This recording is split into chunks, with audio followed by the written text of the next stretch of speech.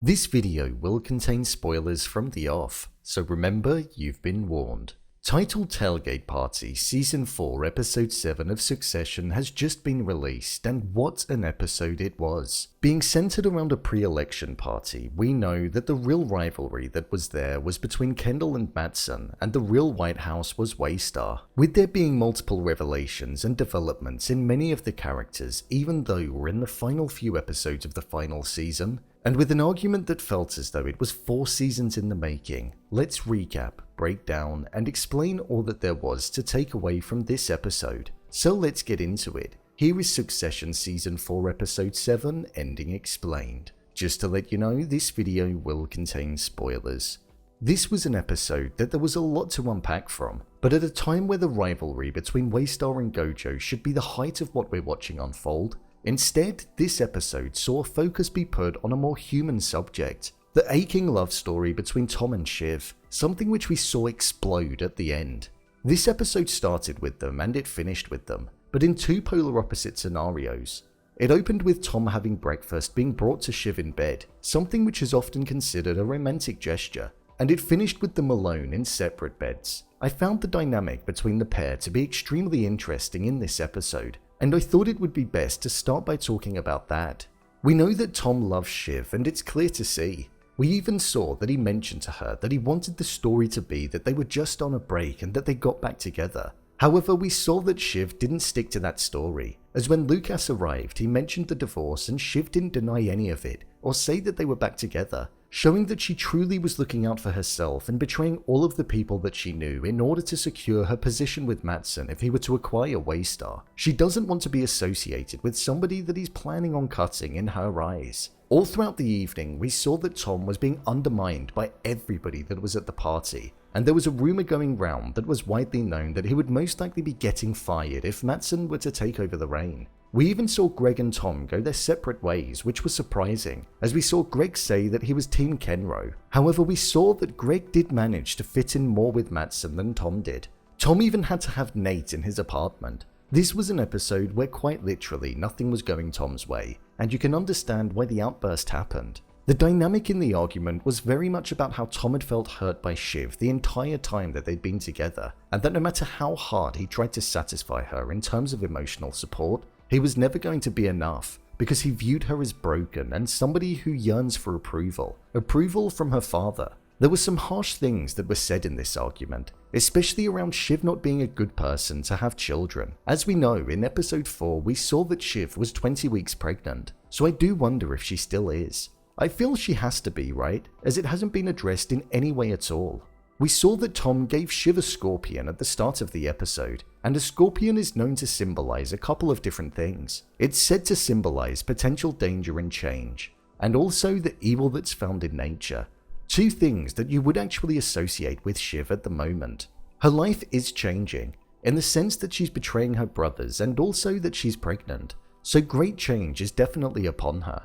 And you could also argue that she's acting like what you could define as the evil that's found in nature, due to the way that she's been treating her brothers in going behind their backs. The final shot that we had in the episode was of Tom, following on from the argument when he was lying in bed, clearly thinking about what was said and most likely what's going to happen to him moving forward, as he's now quite literally on his own.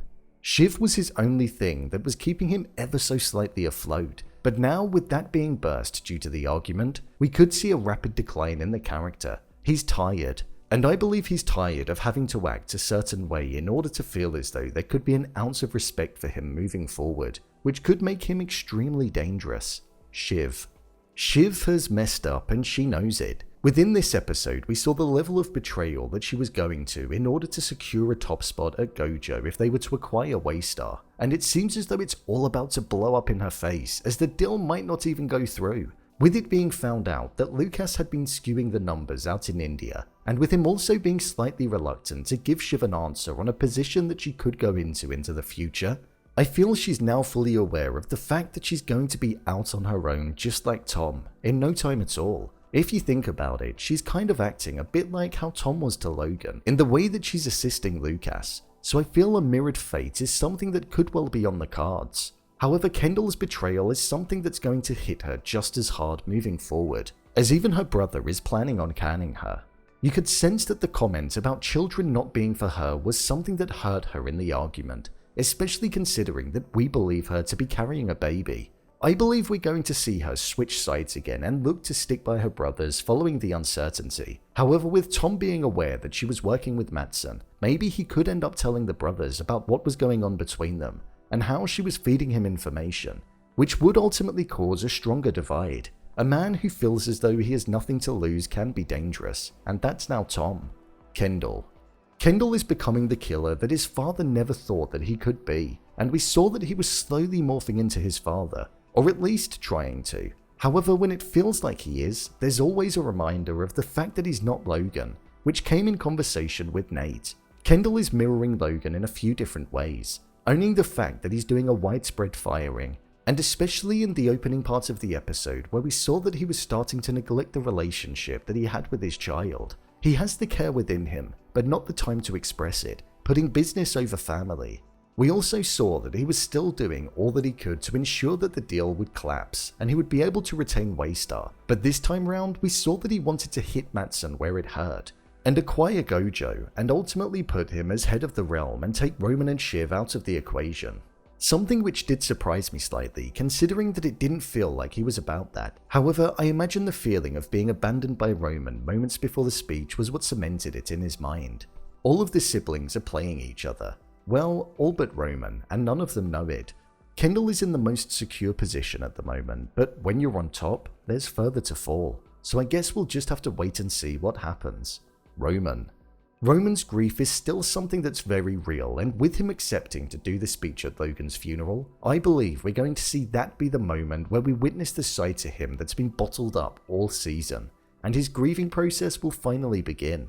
Roman's still acting like Kendall's second in command despite them having a shared CEO role. However, the main focus with Roman in this episode was the fact that he's landed himself in murky waters with the firing of Gerri, and the fact that she does actually want out, threatening to go public if he doesn't comply, which is something that he knows would be a personal issue. The dislike towards Mattson was something that was extremely present in this episode too, with Roman trying to persuade Connor to pull out of the election but him ultimately not doing so. We saw that the relationship that was only forged for the benefit of public opinion be something which has ended up being the strongest, even when compared to the siblings. The dynamic is shifting between all of the siblings and it's frosty, but extremely interesting to see. Overall review. I thought this episode was great. I feel it really allowed us to feel as though we were part of this party. We sat around the sofa with Mattson, we were on the balcony with Shiv and Tom, and we were at the bar with Roman and Gerri. I felt present there and like I was in attendance, which almost made the episode feel more like an experience and for the emotions to hit harder in the final argument. I loved how even with the fate of Waystar and the siblings being the main focus, the relationship of Tom and Shiv was able to steal the show and feel as though it held just as much weight. Betrayal is at the core of them all, and it's going to get poisonous. With only a few episodes to go, I feel like there's a lot to be addressed still, but that's the beauty of it. I feel this show and the ending is in safe hands and will hopefully witness an ending that the show deserves. One thing that I do want to know though is where's Kerri? Do we think she's going to come back? I guess we'll see. Maybe the funeral. So, there you have it. Succession Season 4 Episode 7 Ending Explained. If you want to see more videos such as Endings Explained, theories and predictions and character breakdowns, then click on the I button. Or alternatively, you can head over to my channel where you'll find them all. If you'd like to give me a show or movie that you'd like me to review, then head over to my Twitter, @brainpilot_, and tweet me what show or movie you'd like me to review next. And finally, if you'd like to see what I rate the latest movies that don't quite make the cut to getting a dedicated video, then head over to my Letterboxd profile. It's where I rate the latest releases in real time. What did you think of this episode? Leave a comment down below, and don't forget to subscribe. I'll see you next time.